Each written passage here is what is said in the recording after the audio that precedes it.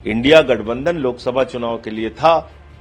उसके बाद हमने हरियाणा का चुनाव अकेले लड़ा, हमने दिल्ली का चुनाव अकेले लड़ा, हम बिहार में चुनाव अकेले लड़ने जा रहे हैं, हमने पंजाब और गुजरात का उपचुनाव अकेले लड़ा। तो आम आदमी पार्टी ने अपनी स्थिति स्पष्ट कर दी है। भाई सवाल यह है कि सबसे बड़ा दल कांग्रेस था इसमें, और कांग्रेस पार्टी ने लोकसभा चुनाव के बाद न कोई बैठक की, न मीटिंग की, न कोई सबको साथ ले चलने की पहल की। तो ये सवाल तो है ही है। और आप लोग इंडिया अलायंस की बैठक में शामिल नहीं होंगे, आपको निमंत्रण नहीं आया, किस तरीके से आप इंडिया अलायंस को क्या टूटता हुआ हम देख रहे हैं? देखिए, इसमें निमंत्रण आने ना आने का कोई प्रश्न ही नहीं उठता। सवाल यह है कि भाई इंडिया गठबंधन लोकसभा चुनाव के लिए था। उसके बाद हमने हरियाणा का चुनाव अकेले लड़ा, हमने दिल्ली का चुनाव अकेले लड़ा, हम बिहार में चुनाव अकेले लड़ने जा रहे हैं, हमने पंजाब और गुजरात का उपचुनाव अकेले लड़ा। तो आम आदमी पार्टी ने अपनी स्थिति स्पष्ट कर दी है। और जहां तक विपक्ष की भूमिका की बात है, एक सशक्त विपक्ष की भूमिका आम आदमी पार्टी हमेशा निभाती रही है। और पार्लियामेंट का जो सेशन अगला चलेगा वहां भी हम उठाएंगे तमाम मुद्दे।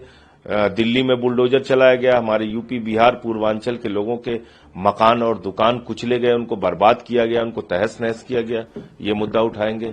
उत्तर प्रदेश में 5,000 स्कूल बंद किए गए हैं, वो मुद्दा उठाएंगे। उत्तर प्रदेश के अंदर 27,000 नए ठेके खोल के मधुशालाओं को बढ़ावा दिया गया, पाठशालाओं को बंद किया गया, ये सवाल उठाएंगे। प्लेन क्रैश का मुद्दा उठाएंगे। ऑपरेशन सिंदूर में देश की किरकिरी कराने का काम मोदी जी ने किया। आज भी वो 4 खूंखार आतंकवादी कहां हैं जिन्होंने हमारी बहनों के माथे के सिंदूर उजाड़े, तो वो सवाल उठाएंगे।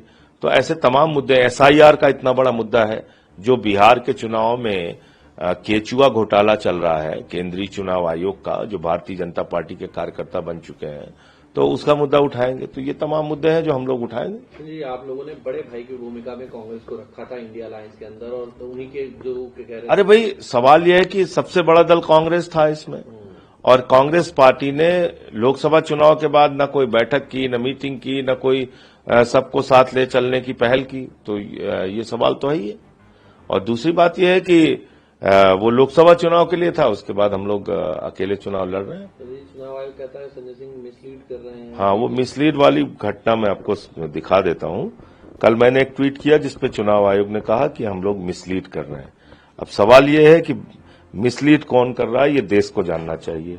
ये बीएलओ हैं बिहार की रानी कुमारी जी। तो पहले इन्होंने दस्तखत किया रानी कुमारी, फिर यही बीएलओ दस्तखत कर रही है चंद्र प्रकाश। तो आप इसका जांच करा लीजिए ना, अगर मैं झूठ बोल रहा हूं तो मुझे जेल में डाल दीजिए। रानी कुमारी चंद्र प्रकाश कैसे बन गई? रानी कुमारी बीएलओ है और वो दस्तखत कर रही है चंद्र प्रकाश का। महिला जो है वो पुरुष बन गई, मतदाता बन गई। इसमें लिखा हुआ निशानी अंगूठा। अब आप बताइए, निशानी अंगूठा किसी पढ़े लिखे बीएलओ के लिए थोड़ी लिखा जाएगा। पढ़े लिखे बीएलओ के लिए निशानी अंगूठा थोड़ी लिखा जाएगा। वो तो मतदाताओं के लिए वो कॉलम होता है कि भाई उसमें अगर कोई पढ़ा लिखा है तो अपना नाम साइन कर दे, और नहीं तो अंगूठा लगा दे। तो ये खुलेआम घपला हो रहा है, और आप कह रहे हो कि हम मिसलीड कर रहे हैं। खुलेआम घपला हो रहा है। तो इसलिए मुझे लगता है कि आज पूरे देश को चुनाव आयोग के खिलाफ खड़ा होने की जरूरत है, वरना चुनाव का कोई मतलब नहीं है। और बिहार के चुनाव का परिणाम तो अभी ही आ चुका है। अगर एसआईआर पर रोक नहीं लगी तो आप मुझसे लिख के ले लीजिए, भारतीय जनता पार्टी वहां पर चुनाव 100% जीतेगी, और चुनाव आयोग उसको जिताने का काम कर रहा है। सर, तेजस्वी यादव, बिहार से ही एक और खबर है, तेजस्वी यादव ने प्रधानमंत्री को लेकर एक ट्वीट किया है और कहा है कि प्रधानमंत्री जी वादानुसार बिहार में एक चीनी मिल तक नहीं खुलवा सके, बाकी उद्योगों की अपेक्षा तो बेकार ही है, और प्रधानमंत्री जी सब कुछ गुजरात ले गए, बिहार को सिर्फ जुमले लिए। देखिए, ऐसा है कि प्रधानमंत्री जी के बारे में मैं एक ही बात कह सकता हूं कि वो तो अपनी पार्टी का नाम खुद ही भारतीय जुमला पार्टी रख चुके हैं, झूठ बोलने वाली पार्टी।